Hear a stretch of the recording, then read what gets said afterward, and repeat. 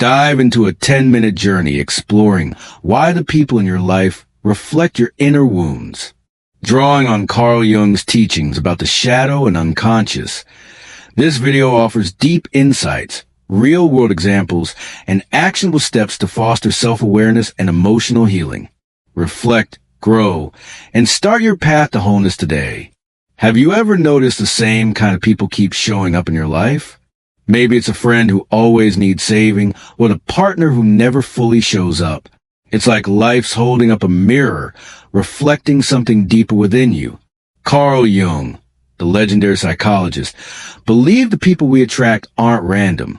They mirror our unconscious wounds. Today, we're diving into what that means and how understanding can transform your relationships and your life. Let's explore together. Hashtag part 1. The mirror of the unconscious. Jung taught us that our unconscious mind is like a hidden ocean, filled with emotions, memories, and parts of ourselves we buried. He called one of these parts the shadow, the aspect of ourselves we don't want to face, like fear, shame, or anger. Have you ever wondered why certain people trigger you? Jung believed they're reflecting parts of your shadow back to you. For example, imagine you're drawn to someone who's emotionally distant. It might feel familiar, like a pull you can't explain. Jung would say that person mirrors a wound, maybe a fear of abandonment or belief you're not worthy of love. The unconscious is sneaky like that. It draws us to people who echo what we haven't healed. What's one pattern you've noticed in your relationships? Take a second to think about it. Who keeps showing up, and what might they be teaching you about yourself? Hashtag part 2, the shadow and self-discovery. Jung's concept of the shadow is about blame. It's about growth. He believed that by facing our shadow, we start the journey toward individuation, or becoming our truest selves. But here's the catch. It's not easy. Facing your wounds means looking at the parts of you that hurt, the parts you've hidden even from yourself.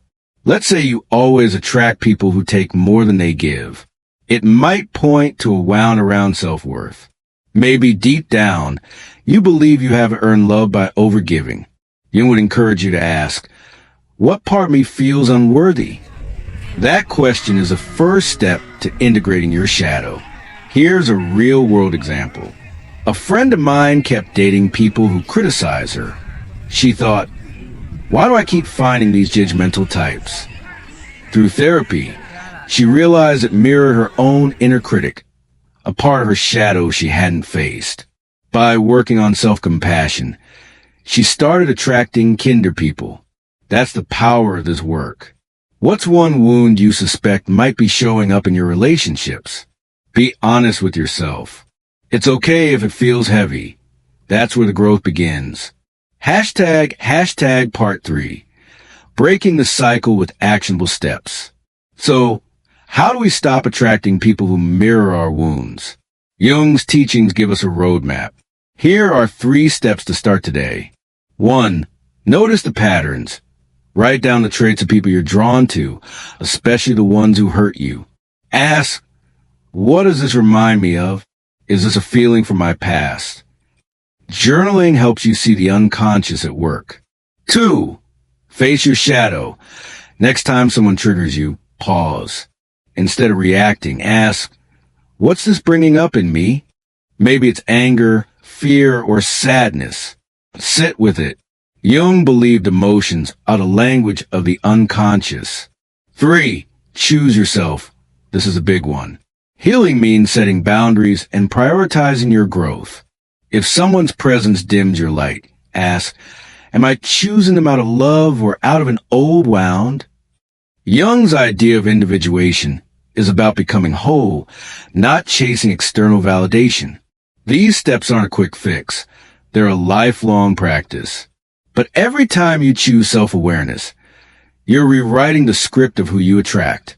Which of these steps feels most doable for you right now? Picture yourself taking that first action. What would it feel like? The people you attract are mirrors, reflecting the wounds you're ready to heal. Carl Jung reminds us that the path to wholeness isn't about avoiding pain. It's about embracing it with courage. You're not doomed to repeat the same cycles.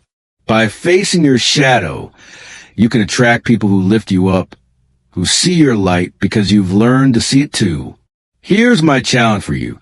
This week, take one small step towards self-awareness. Maybe it's journaling about a pattern or setting a boundary. Whatever it is, choose yourself. You deserve relationships that reflect your worth. If this resonated with you, drop a comment below and share your thoughts. What patterns have you noticed in your life? Hit that like button if you're ready to start this journey, and subscribe for more videos on healing and growth. Let's keep this conversation going. Until next time, keep shining.